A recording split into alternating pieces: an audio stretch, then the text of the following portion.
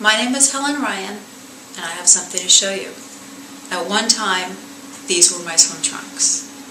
Not very hot, not very sexy, but I wore them because I had nothing else that fit me. I went from those to these, a little bit of a change, tiny bit. The journey from the bigger swim trunks to the smaller swim trunks was not an easy one. It seems easy. When people see me spinning, they see me training, it looks like I've been doing it my whole life. But just 9 years ago, I was a size 20. I was 200 pounds. I was very unhappy. I was stuck in an unhappy relationship. I was running an unfulfilling business. I was trying to raise 2 kids, and I really wasn't doing anything for me. Most of my life, I have been overweight. When I was a teenager, I thought I was fat, and I was, and I had body image issues back then. And I grew up with an alcoholic mother, so it seemed natural for me that I would turn to chocolate and food when I needed to feel good about myself or I needed a moment of happiness. Losing weight is very complicated for a lot of people, as it was for me, and I tried to diet a million times and I always failed. And I tried, and every Monday I would try, every January 1st I would try, I would buy food, special foods I would try, fasting I would try, no carbs, no fat, lots of grapefruit. I tried everything and I could not lose weight. So finally, in August of 2003, I was at my highest, actually July was my highest weight ever. I was about 198 pounds. And my father became terminally ill earlier that year in February with aggressive lung cancer. And by August, he passed away. I was there. I was there the day he passed away. Excuse me. And I was holding his hand. And I just remember, holding his hand while he died. And it was just the hardest moment of my life. It's hard to explain to people when someone you love is dying right in front of you and you can't stop it. I wanted to, run screaming into the other room and get the nurses to save him, but there was no saving him. And I think that just really made a difference in my life because my father was such a positive source of energy. He was such a light and happy person.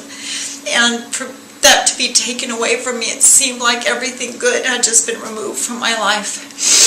So after he died, I went through a little bit of a process, a little bit of a phase, and I finally realized that I had wasted my entire life. I had not wasted, I had these beautiful children, but I hadn't done anything with my life that I wanted to. I kept waiting for the day when I would wake up and be thinner or fitter or happier. I was waiting for the day when everything would be different. And things weren't different. And so I think that moment when my father died, I realized that I had to make the change myself. And so I did. And I didn't try to lose weight. I really just wanted to become healthier. So I started to eat a little bit better and I started to exercise a little bit. And I stopped trying to diet and I really tried to start to live. I walked the kids to school and I just tried very much to be a happier person. And little by little, the weight started to come off. And after a few months, I remember I'd lost 29 pounds. Nobody noticed because I was 200 pounds. And my neighbor next door finally said, "Have you lost weight?" And that's when I realized, you know what? I think I'm going to make it. So I tried a little bit harder. I was a vegetarian who didn't eat fruits or vegetables. I ate nothing but junk food because I think I was trying to eat myself to death. I was so unhappy. And as I started to eat healthier, I started to naturally lose weight. And I remember I took my very first spinning class and I'd lost the first 40 pounds. I think it was about, not 30 pounds, I was about 50 pounds overweight.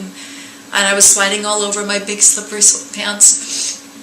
And I fell in love with spinning. And I kept spinning 3 to 4 days a week and changing my eating habits, exercising a little bit more. Every day I would get up at 5:30 in the morning and do strength training in my pajamas with my tea in front of the news, while the kids were sleeping. And little by little, I made progress. And as I started to see more progress, I started to become a little bit more serious about my diet, but I still had chocolate chips with my oatmeal every morning because my motto is, a day that starts with chocolate has got to be a good day. And I stopped dieting by the rules. I threw all the rules out the window and I did it my way. Okay, fruits, vegetables, protein, a little bit of chocolate, squeezing in exercise where I could. And that's what worked for me. I started to run. I don't run anymore, and I didn't really enjoy running, but it was something I wanted to do when I ran my first 5K. I still remember that. And I got a little bit too thin, I feel, at one point, because I was really trying to prove to myself that I could do it, and I bounced up to a little bit more comfortable weight. But I just really tried to do these physical things I'd never done before, and I slowly started to change my life, and I became a personal trainer and a spinning instructor so that I in turn could help other people, and it's been the best thing I think that's ever happened to me. And I went back to my writing roots. I started a blog, which actually is a pretty good little blog now, and then I wrote my first book, which is 21 Days to Change Your Body. And I wanted to share this with people. The book doesn't fit for everybody. It fits for a lot of people who have problems like me, who just could not get a hold of themselves, or couldn't take their lives seriously, and that was my problem. I kept forgetting that this was not a dress rehearsal. This is my life. And once I realized that this is my life, I have one shot, as Eminem would say, one shot. Would you take it, or would you let it slip? And for so many years, I let my life slip through my fingers.